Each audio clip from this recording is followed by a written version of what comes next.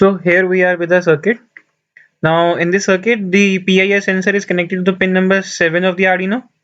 The motor's connections through the L293D is to the pin number 9 and 10, and the blue LED is being connected to the pin number 11. Now the negative direction or the negative sign available on the motor when it will be running will be showing the anti-clockwise direction.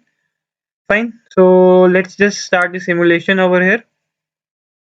As you can see, since there is no object detected, so the motor will be moving into the clockwise direction.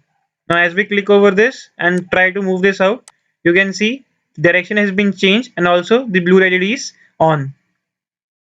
After some time, like we can see the change, like the blue LED is turned off and there is no motion, so the motor comes back to the clockwise direction. So this was the simulation part, and this is the simple code for this. Thanks for watching.